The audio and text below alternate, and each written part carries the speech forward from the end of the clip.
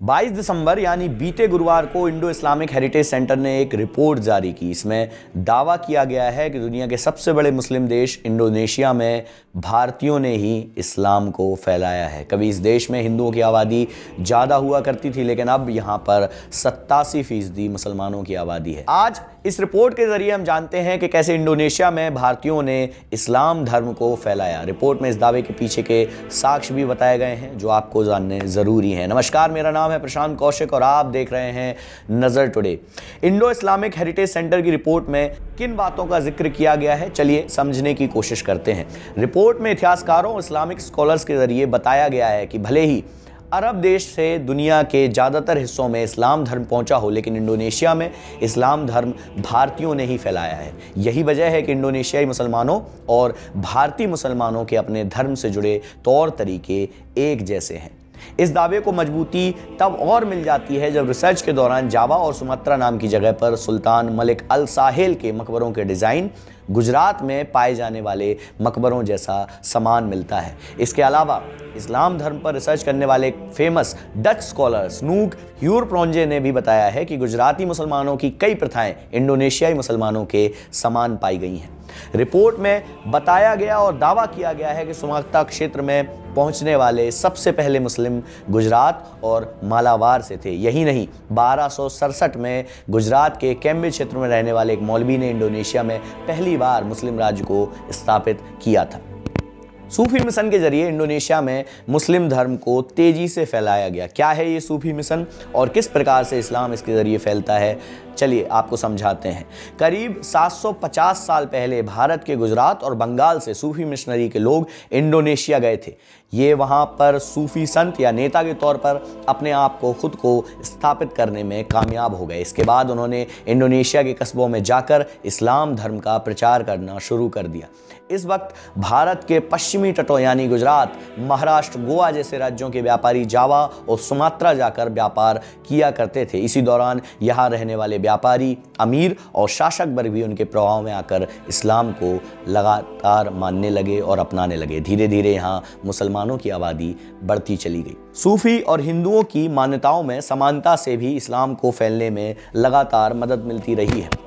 Report में इस बात का जिक्र किया गया है कि भारत में हिंदू और सूफियों की मान्यताएं काफ़ी हद तक एक जैसी हैं। सूफीवाद इस्लाम धर्म का एक पंथ है जिसमें समानता पर बल दिया जाता था। इसके बाद हिंदुओं का सूफी संतों के साथ खानकाहों या पूजा स्थलों पर आना जाना लगातार बढ़ता चला गया। इसी वजह से यहाँ के कल्चर, रहन सहन और मान्यताएं सूफी संतों के जरिए इंडोनेशिया तक पहुँच सकी। जैसे हिंदुओं में भक्ति आंदोलन चला था, ठीक उसी तरह मुसलमानों में सूफी आंदोलन ने भी मुसलमानों के समाज पर सुधार कार्य करना शुरू कर दिया।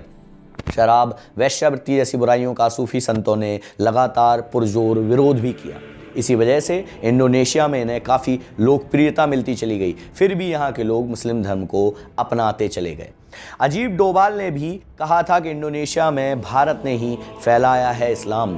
भारत के राष्ट्रीय सुरक्षा सलाहकार अजीत डोभाल ने नई दिल्ली में इंडिया इस्लामिक कल्चर सेंटर में एक कार्यक्रम में कहा था कि इंडोनेशिया में इस्लाम धर्म वर्तमान के केरल और गुजरात के व्यापारियों ने फैलाया था। इसके अलावा बंगाल और कश्मीर के सूफियों ने भी यहाँ इस्लाम धर्म को बढ़ावा दिया था। उन्होंने कहा था कि इसी वजह से इंडोनेशिया में एक शांतिपूर्ण और समान संस्कृति का विकास हुआ है, जहां न केवल इस्लामिक धर्म फैला बल्कि पुरानी परंपराएं और स्थानीय रीति रिवाजों के धार्मिक प्रथाओं को भी बहुत प्रभावित किया गया। रिपोर्ट की अगर माने तो करीब 2000 साल पहले पहली शताब्दी में हिंदू धर्म व्यापारियों, धर्मगुरुओं के जरिए इंडोनेशिया में इस्लाम पहुंचा था। इसके बाद श्री जीवा और मजाफित काल में भी हिंदू धर्म को इंडोनेशिया में बढ़ावा मिलता चला गया। इनके शासनकाल के करीब 1400 साल पहले यहाँ इस्लाम का उदय हुआ था, जिसकी वजह से यहाँ के समुद्री तटों पर आने वाले मुस्लिम व्यापारी बने थे। इसके बाद धीरे धीरे हिंदू धर्म पीछे कहीं छूटता चला गया और इस्लाम को लगातार बढ़ावा मिलता गया।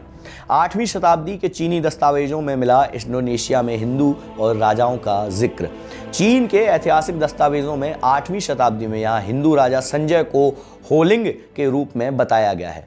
इब्ने बतूता, झेंग हे और मार्को पोलो जैसे यात्रियों ने भी श्री विजया और शैलेंद्र राजा का जिक्र अपने दस्तावेजों में किया हुआ है। यहाँ पर हिंदू धर्म के प्रभाव को लेकर भी कहा जाता है कि यहाँ के लोगों ने न सिर्फ धर्म को अपनाया था बल्कि इसको आगे बढ़ाने का भी काम किया हुआ था। इंडोनेशिया के पहले के राजाओं ने मंदिर और मूर्तियों को भी स्थापित कराया था। हिंदू राजाओं ने यहाँ पर कई मंदिरों का निर्माण कराया। इनका नाम गोमती और गंगा नदी के नाम पर रखा गया था। यहाँ पर माताराम शासनकाल में कई मंदिर बनाए गए।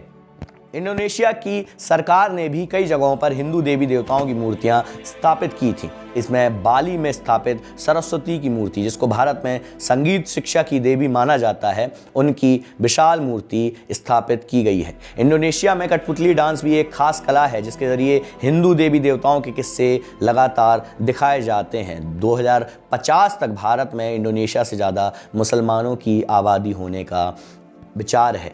अमेरिकी थिंक टैंक प्यू रिसर्च सेंटर के मुताबिक साल 2050 तक दुनिया में मुस्लिम आबादी वाला सबसे बड़ा राज्य भारत होगा, जो 30 करोड़ तक मुस्लिमों की आबादी देखेगा। इसके बावजूद भारत में हिंदू धर्म को मानने वालों की संख्या ज़्यादा रहेगी, यानी वो बहुसंख्यक ही बने रहेंगे। फिलहाल इंडोनेशिया सबसे ज़्यादा मुस्लिम आबादी वाला देश है, जहां लगभग 25 करोड़ मुसलमान रहते हैं। The future of world religion report में कहा गया है कि 2050 तक दुनिया की आबादी 35% की दर से बढ़ेगी। अगर मौजूदा वृद्धि दर 2050 के बाद भी बरकरार रहती है तो 2070 तक दुनिया में सबसे ज़्यादा लोग मुस्लिम धर्म को मानने वाले होंगे। यहाँ पर चर्चा जनसंख्या की भी करनी ज़रूरी है। भले ही लोग मुस्लिम धर्म को माने, हिंदू धर्म को माने या फिर क्रिश्चियनिटी या सिखिज़म को, लेकिन बढ़ती जनसंख्या देश और दुनिया के लिए एक बड़ा खतरा साबित हो सकती है। रिसोर्सेस कम होते जाएंगे, जनसंख्या बढ़ती जाएगी, जॉब्स कम होती जाएंगी और लोगों का रहना दूभर हो जाएगा। जनसंख्या पर नियंत्रण ज़रूरी है, जिससे हमारे देश की, हमारे प्रदेश की, हमारी दुनिया का एक सामरिक तरक्की हो सके और देश और दुनिया अपने सही कदमों पर आगे बढ़ सके, जिससे विकास लोगों का भी हो और यहाँ पर रहने वाले मनुष्यों के साथ साथ जानवर, पशु पक्षी, जो हमारे पर्यावरण और हमारे पूरे समाज का एक अभिन्न हिस्सा है। क्योंकि बढ़ती जनसंख्या जंगलों को भी काटती है और जंगल जब कटते हैं तो उसमें रहने वाले जीव, पशु पक्षी की भी तादाद में लगातार कमी होती जाती है। तो बढ़ती जनसंख्या को हम सबको मिलकर रोकना पड़ेगा, जिससे कि देश और दुनिया एक बार फिर से विकास के पथ पर आगे बढ़ सके। ऐसे ही तथ्यों और जानकारियों के लिए आप देखते रहें नज़र टुडे। वीडियो अच्छा लगे लाइक करें, शेयर करें और सब्सक्राइब करें अपने फ्रेंड्स और फैमिली के साथ। बहुत बहुत धन्यवाद।